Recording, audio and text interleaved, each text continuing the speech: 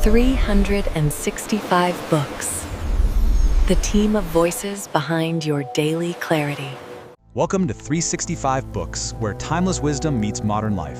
Each episode, we explore ideas that sharpen your mind, open your heart, and help you live with greater clarity. Don't forget to like, share, and subscribe for more daily insights. Okay, let's talk about a big problem.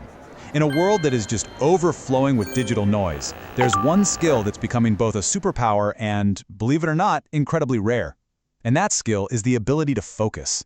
So today, we're breaking down the essential rules from Cal Newport's game-changing book, Deep Work. It's basically a guide for how to get focused success in a world that is just so distracted. So, Newport kicks things off by diagnosing a problem that is so common, most of us don't even see it as a problem anymore. It's this hidden trap of modern work. It's that feeling of being constantly, just frantically busy. But then you get to the end of the day and you just wonder, what did I actually get done? I mean, really think about your own day. Is your calendar just packed back-to-back with meetings? Is your inbox a total disaster zone with notifications just pinging nonstop? You're definitely working, yeah, but are you actually moving the needle on the things that truly matter? This is the core problem that Newport sets out to solve for us.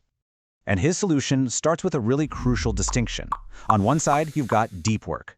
This is that intense, completely distraction-free concentration on one single, really demanding task. This is the stuff that creates new value, the stuff that actually improves your skills. Then, on the other side, you have shallow work. Think of this as all the logistical, non-demanding stuff we do while we're distracted, like, answering emails, going to status updates.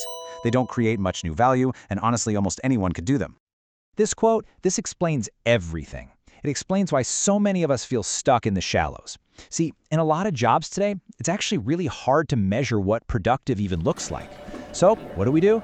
We just default to what's visible, answering emails super fast, always being available on chat, and just filling our days with activity. We're basically performing busyness to show we have value. But Newport argues that escaping this very trap is the absolute key to success in your career. And this brings us to his central argument, which he calls the deep work hypothesis. It's basically your undiscovered superpower. Okay, so first things first. Deep work is the key to learning. In our economy, which is changing so fast, being able to quickly master complex new skills is, well, it's essential. An intense, focused concentration is hands down the most effective way to do just that. And second, it's how you actually produce elite-level work. It doesn't matter if you're a coder, a marketer, a writer, a strategist. Your best stuff, the work that is high quality and created efficiently, it always comes from those periods of deep, uninterrupted focus. So, to put it simply, the ability to go deep is one of the single most valuable skills you can possibly cultivate today. It lets you learn fast and produce at a level that most people just can't. But, and this is the big but, here's the paradox. Just as this skill is becoming more and more valuable, it's also becoming incredibly rare. And why is that? Well, because our modern work environment seems like it was literally designed to prevent it. You've got open-plan offices, this culture of connectivity that demands you reply to everything instantly, and of course, our own constant digital distractions. It all conspires against our focus. And you know what? This creates a massive opportunity for anyone who is willing to go against the grain. Okay, so how do we actually do it? How do we build that fortress of focus? This brings us to Newport's 4 big rules. Rule number 1 is all about structuring your life to make deep work not just possible, but inevitable.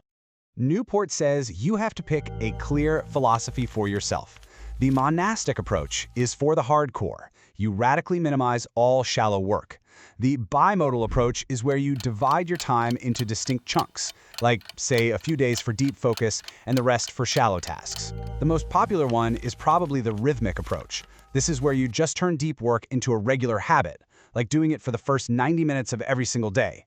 And finally, there's the journalistic approach, which is for people who can just drop into deep work whenever they have a free moment.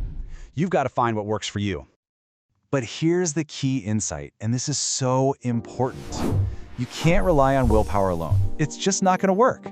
You need rituals. You need to decide where you'll work, for how long, and under what rules. Like absolutely no internet.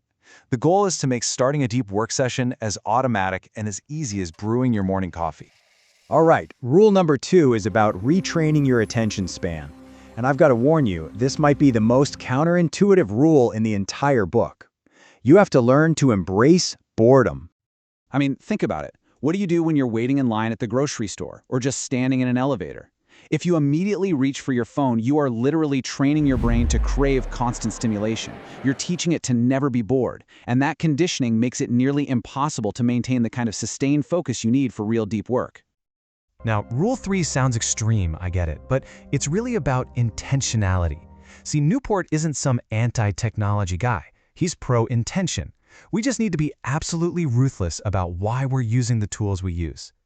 Most of us fall into what he calls the any benefit approach. It's a trap. We'll justify using a tool for any tiny little benefit it might offer, right? Like, oh, it helps me keep in touch with a few old friends on Facebook. And we do this while completely ignoring the massive downside, the constant fragmentation of our attention. So the solution is what he calls the craftsman approach. This is where you get really serious. You identify your most important professional goals, and you only adopt a tool if its positive impact substantially and directly outweighs all of its negatives. It's a much higher bar. And Newport offers a really simple experiment you can try. The 30-day detox. Just pick one non-essential digital tool that you use, you know the one, and quit it, cold turkey, for 30 days.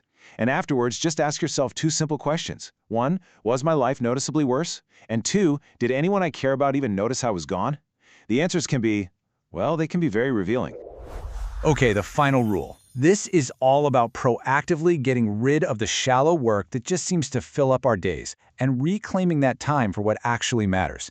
It's time to drain the shallows.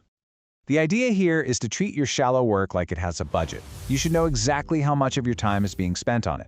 For instance, maybe you could aim to spend no more than, say, 25% of your time on shallow stuff, like email and meetings.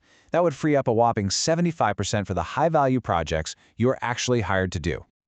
So how do you actually do this? Newport suggests a few tactics. First, try scheduling every single minute of your day with time blocking. It makes you way more intentional. Second, set a hard finish time, like 5:30 p.m. This forces you to be ruthless with your priorities. And third, just become harder to reach. You really don't have to reply to every single email instantly. It's okay. When you put it all together, these rules are really about a fundamental shift. It's about moving away from a life of frantic, reactive busyness to one of focused, proactive accomplishment. It's really about taking back control of your attention. And when you do that, you're taking back control of your entire life. So I'll leave you with this question to think about. What is just one shallow task that you can reduce or delegate or maybe even completely eliminate starting tomorrow? Answering that question, well, that could be your very first step toward a much deeper, more meaningful life. For summaries, reflections, and daily practices, visit 365books.app and keep learning with us. 365 books. The team of voices behind your daily clarity.